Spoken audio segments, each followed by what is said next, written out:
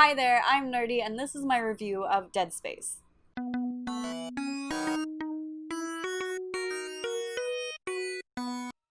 Dead Space was developed by EA Redwood Shores and was released in October of 2008. I don't remember if I played it on my Xbox or my PlayStation, but I know I didn't play it on the PC, which is what I played it on this time around. I hadn't played it since then, but then Steam had its summer sale, and all three of them were for like $5 or something, so I got them. Back then, Dead Space scared me, and it still scared me this time as well, but I did notice some things that didn't hold up so well for me. So strap in, kids, because I'm about to make fun, like just a little bit of fun at this survivor horror classic. The year is 2058. Humanity is living amongst the stars after an extinction-level event took place on Earth. Humans have created some ships with the explicit intent to harvest resources from other planets. These are called planet crackers, and the first one was the USG Ishimura. The Ishimura was working on mining the planet Aegis 7 when they sent a distress signal to the Concordance Extraction Corporation, and so they send out the USG Kilion. We play as Isaac Clarke, a ship systems engineer. He works as a part of an emergency maintenance team on the USG Kilion. So we're off to the USG Ishimura to help them out with their ship's communication failure. Also, Isaac's girlfriend Nicole Brennan is on the ship. She works on the Ishimura, so he's like, of course, super excited and stoked to like see her after who knows how long they haven't seen each other. He's so stoked. You can totally tell he's stoked. Like the first time we see her, he's so happy. When trying to dock, the automatic docking procedure malfunctions, and the Kilion essentially crashes into the Ishimura. But the crew gets on the Ishimura safely. None of the Ishimura crew is around, so the team begins to search for them. This search is quickly cut short by the Necromorphs attacking the crew. Only Isaac, Zach Hammond, and Kendra Daniels survive this attack. From here, the story changes from a maintenance mission to save Nicole and get off this ship, along with other things. So Isaac becomes like the errand man to run around and do stuff to get the ship ready so everybody can leave the Ishimura. And he makes, a good amount of new friends on the way. Totally like all those whispers that were in my headset that totally didn't upset me at all. It didn't freak me out at all. It's nice to make new friends. Speaking of friends, Isaac is a terrible one, or at least he's a horrible coworker. I love the scene from the beginning where Isaac could have warned this guy that there was this monster behind him, but instead he just stands there all slouchy. This is like my first point of contention. I kind of found it weird that when a character was talking to Isaac, I could have him walk over to the corner and start smashing boxes, but the character is like still staring where Isaac was and just monologuing at nothing. For me, I think having those parts as cutscenes would have worked better. Then you could have had Isaac reacting to these situations, maybe even saying something. It would have been more compelling. We would have seen more of Isaac. Outside of that gripe, the story is awesome. Like, I really enjoyed it. I wanted to get my dudes out of there. I wanted to know about the Whispers and the Necromorphs and all the other things. Throughout the game, there are audio and text logs that Isaac can pick up. These flesh out more of the story and gives us a lovely look at what was happening on the Ishimura just before we got there. I loved their implementation, and I kind of wanted a bit more of them because I'm a lore whore and I just want all of it, please and thank you. Dead Space sports a nice linear gameplay. Go there, do the thing, go over there, do the thing, and if you've seen my other videos, I love linear horror because it makes it so much easier on me because I don't get lost. I still get lost, but... So we go places to get the ship up and running. Doing so requires us to get things and solve environmental puzzles. Sometimes we'll even be doing it in zero gravity, which I hated. I kept getting turned around because it's like I get lost really easy, and now we're talking about I'm on the ceiling, I think, maybe, or maybe I'm on the wall, but you can't really tell because some of the rooms are circular, and also everything looks the same because it's a spaceship, so everything's silver, and I get lost really easy, so I have to hit the B button all the time in 0G. The mouse settings were a little unwieldy. I found an okay mix between my mouse's DPI setting and the sensitivity options, but it was still just a wee bit difficult, especially for the way I play horror games, guys.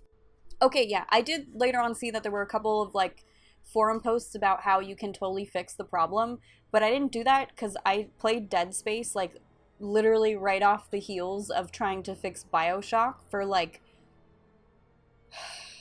5 hours straight, and I had had enough troubleshooting for the day, and I was very sad about it and mad and stressed out. I was honestly like a little bit concerned that Dead Space wasn't gonna save or was just gonna crash, and I'm still upset about BioShock, not Dead Space.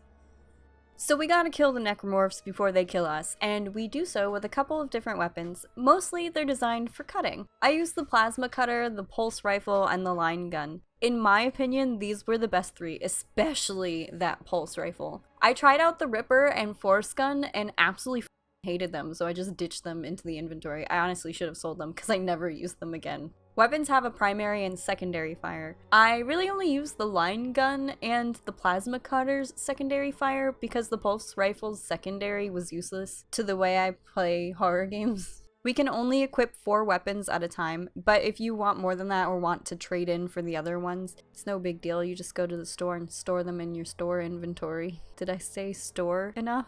The shop offers all the traditional video game shop items, upgrades, weapons, replenishing items. New items and suit upgrades can be found around the Ishimura in the form of schematics. We just bring them to the store and load them up, and boom, we can buy new stuff. Whenever we upgrade Isaac's suit, we get more on-person inventory slots, more armor, and also sick cosmetic changes. On the back of Isaac's suit is where we track our hit points. I think this looks really cool, and I liked the design idea of it. It's like a little space spine. The suit is also equipped with oxygen, so anytime Isaac needs to go out into space, we get a little hologram countdown to let us know how far away from suffocation we are. So for the health packs, you can hit Q and it will automatically use one of your health packs. But like there's no quick button for like air canisters.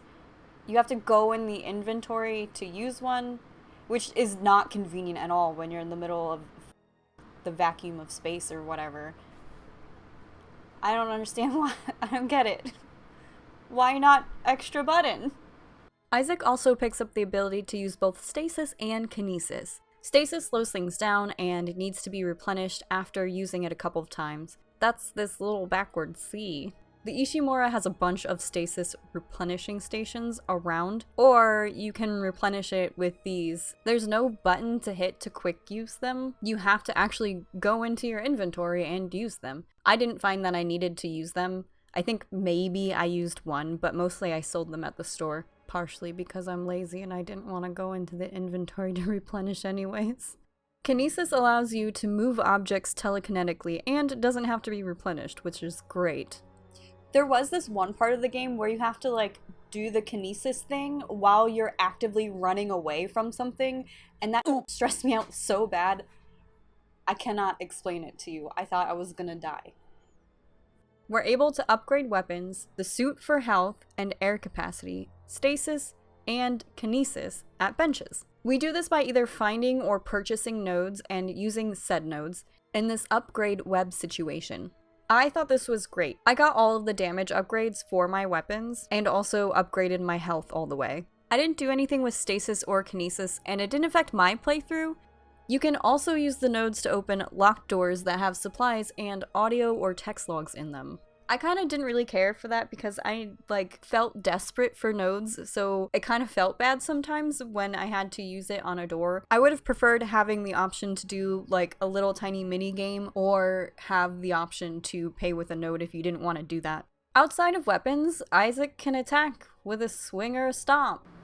The amount of time these animations took stressed me out.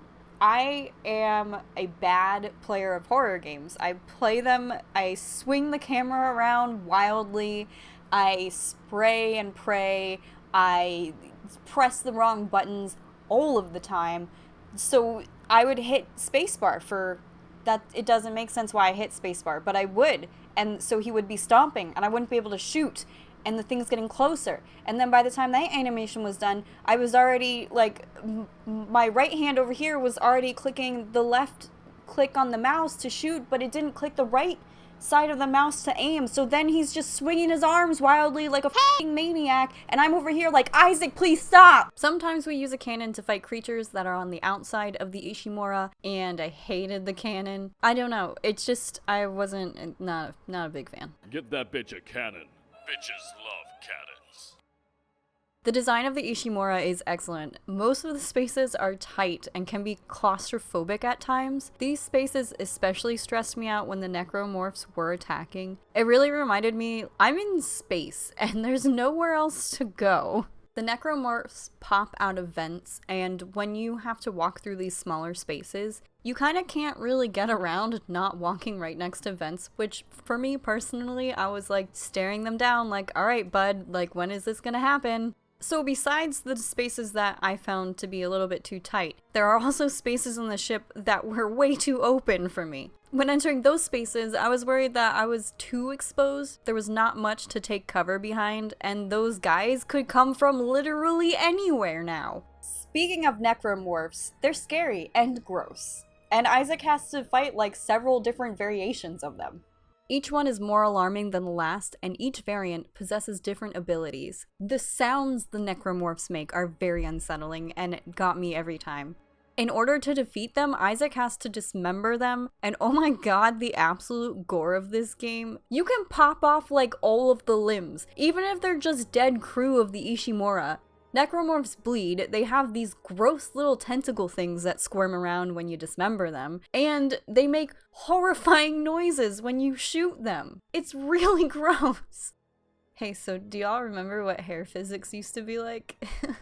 Besides the funny, to me, hair physics, we're also treated with sometimes hilarious body physics that are accompanied by strange sounds. Which I mean, like, I don't know, but I don't think they'd sound like this.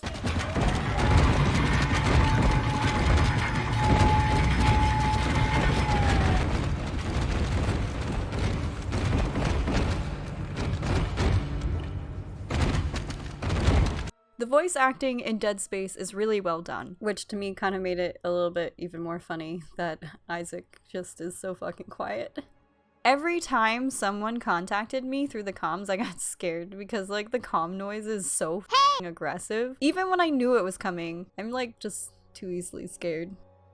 The music of Dead Space was, and still is, very unsettling to me. The fight music is intense, the walk around music waiting to be attacked made me feel like, this is gonna happen any minute now, here those boys come. The Ishimura does have like a really good ASMR track playing from time to time, just to, you know, like calm me down. So, would I recommend Dead Space to anybody watching this video? Yes, if you like survival horror, excellent story, sci-fi, and super chill ASMR that just shows up and it's really fun and not scary at all, play it. It's a classic. It's a fucking classic if you like survival horror, if you like sci-fi horror, if you like things like The Thing, if you like things like, you know, cosmic existential dread horror, this is the game for you. Even though some of it's kind of weird now, the cutscene things and the hair physics, but it's still worth a playthrough, like straight up. Play it. What are you doing? Why are you still here? Play it.